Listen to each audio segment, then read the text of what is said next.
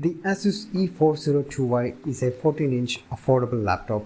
Let's see what's inside it. Long story short, this is an extremely low performing laptop at a lower price. Out of the box, the laptop performance is very poor. I tried debloating Windows, it doesn't make any change. Above that, the RAM is not upgradable, it is soldered into the motherboard. Then I tried upgrading my hard disk to an SSD, but unfortunately the laptop's hardware isn't capable enough to utilize a high performance solid state disk.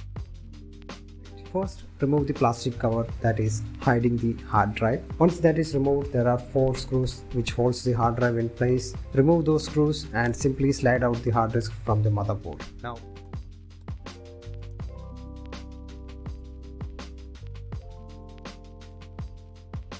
there are 4 more screws in that place. Remove those as well before attempting to remove the back plastic cover of the laptop. Now let's remove the 8 screws from the back side of the laptop, which is actually holding the back plastic cover.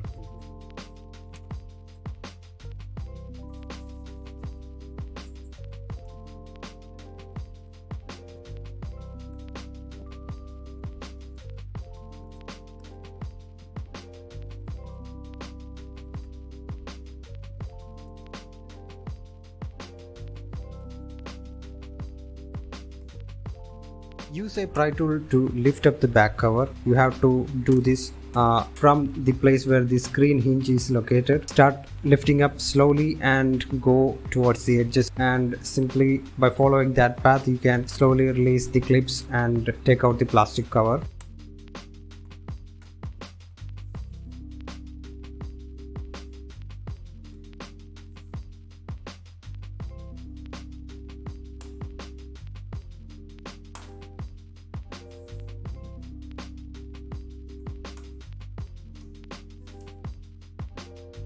Once the entire cover is removed, you can see the internals of the motherboard. There is a copper heatsink, and this is a passive cooler. There is a small fan below that, and to the left and right corners there are 2 small speakers. There is a small battery, and towards the right side of the copper heatsink you can see the RAM chips soldered into the motherboard.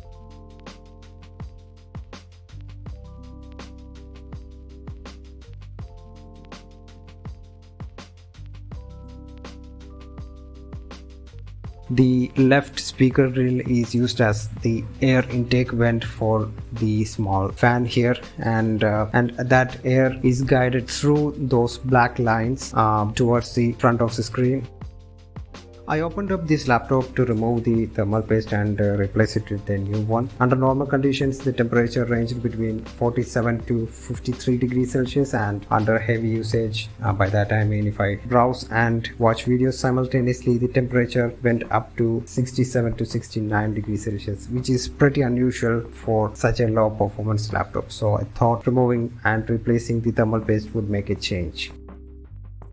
If the fan was placed above the heatsink, it would have made a real difference, but here it is not that case. Anyway, I repasted the thermal paste, and after that it didn't make any difference. So if you are planning to do that, don't bother doing it, because that's not going to make any change. The main problem here is the processor speed, I think, and if you ask me, I think this is an affordable laptop that cannot afford a decent performance, so you are better off without this laptop.